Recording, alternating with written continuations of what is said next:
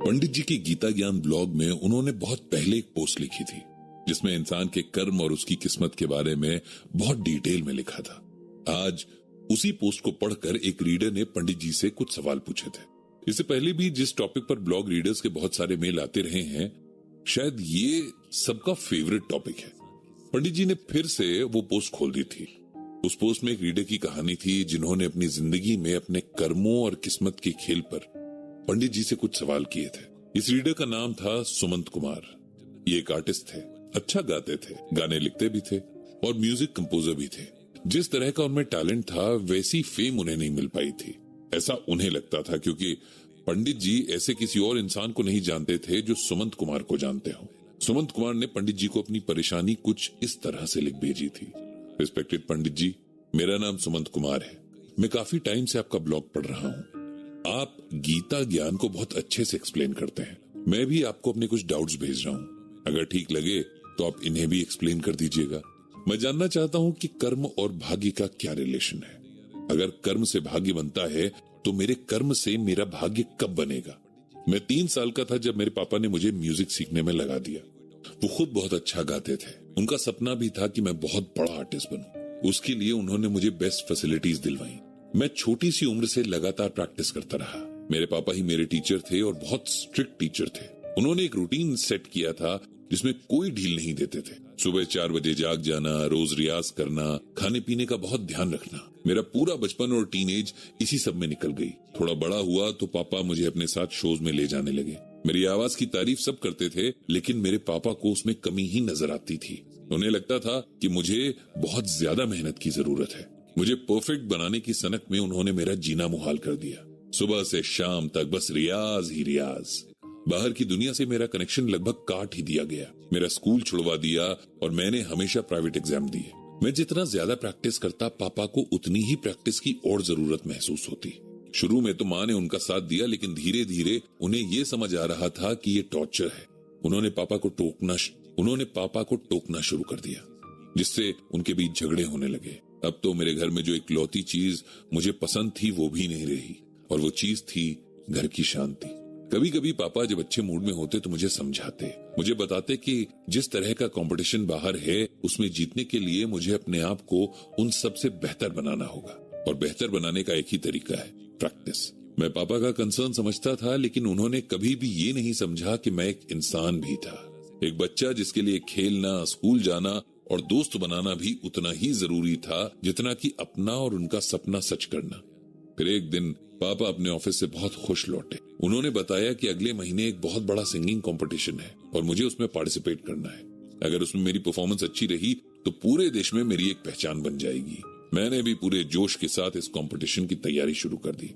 मैं किसी भी तरह उस कंपटीशन को जीतना चाहता था और पापा के मुंह से एक बार वेल डन सुनना चाहता था। मेरी मदर भी मुझे पूरी तरीके से एनकरेज कर रही थी। फिर वो दिन भी आ गया जब हमें कंपटीशन के लिए जाना था। कंपटीशन दूसरे शहर में था और हम तीनों को एक दिन पहले निकलना था। बिल्कुल सही वक्त पर हम घर से निकले, लेकिन वो सही वक्त सिर्फ घड़ी में था। भाग्य में शायद वो सबसे बुरा वक्त था। रेलवे स्टेशन के रास्ते पर पता नहीं कहां से एक तेज भागती हुई कार आई और जिस रिक्शे से हम जा रहे थे उसे टक्कर मार गई। उस एक्सीडेंट में मुझे और माँ को बहुत चोटें आईं। पापा को भी हल्की खरोंचें आईं। इस तरह हम कंपटीशन में शामिल होने से चूक गए। इस बात का दुख मुझे तो था ही, पापा को तो बहुत ज्यादा था। ठीक होने के बाद मेरा रूटीन फिर शुरू हो गया। मैं अब पापा के साथ छोटे मोटे प्रोग्राम्स में जाने लगा। वहां अप्रिसिएशन तो बहुत मिलती थी, लेकिन कोई ऐसा प्लेटफॉर्म नहीं मिल पा रहा था जहां मुझे अपने टैलेंट को प्रेजेंट करने का सही मौका मिलता। पापा को शायद कभी ये बात समझ ही नहीं आई कि ऑडियंस तो ऑडियंस होती है, क्या आम और क्या खास। सुनने वाले को आपकी आवाज पसंद आनी चाहिए और वो सीधे दिल से निकलनी चाहिए। उनकी जिद की वजह से मुझे अब चिढ़ होने लगी थी। मैंने अपनी लाइफ का सबसे खूबसूरत हिस्सा म्यूजिक को दे दिया था। उससे भी पापा सेटिस्फाइड नहीं थे। पता नहीं उन्हें क्या चाहिए था। फिर एक दिन लाइफ ने मुझे एक और चांस दिया। हमारे शहर में एक बहुत बड़े क्लासिकल सिंगर आ रहे थे। मुझे उनके प्रोग्राम के बीच में गाने का मौका मिलने वाला था। इस चांस के लिए मेरे पिता ने बहुत कोशिश की थी। मैं भी इस प्रोग्राम को लेकर बहुत एक्साइटेड था। इतने बड़े सिंगर के प्रोग्राम में गाना अपने आप में बहुत बड़ा चैलेंज था और बहुत बड़ी अपॉर्चुनिटी भी। लेकिन किस्मत यहां भी अपना खेल खेल गई और प्रोग्राम से 2 दिन पहले ही मुझे तेज बुखार हो गया। हालत इतनी खराब थी कि हॉस्पिटल में एडमिट होना पड़ा। उस दिन का पापा का निराश चेहरा आज भी मैं नहीं भूलता।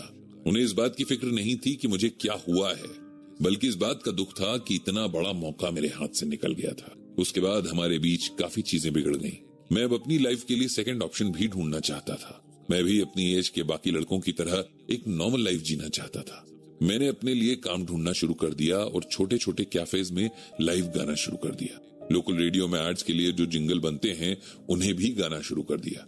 ये सब देखकर मेरे फादर को बहुत दुख होता था, लेकिन मैंने भी सोच लिया था कि अब अपनी लाइफ अपने हिसाब से जीनी है। इसी दौरान एक दिन हार्ट अटैक से पापा की डेथ हो गई।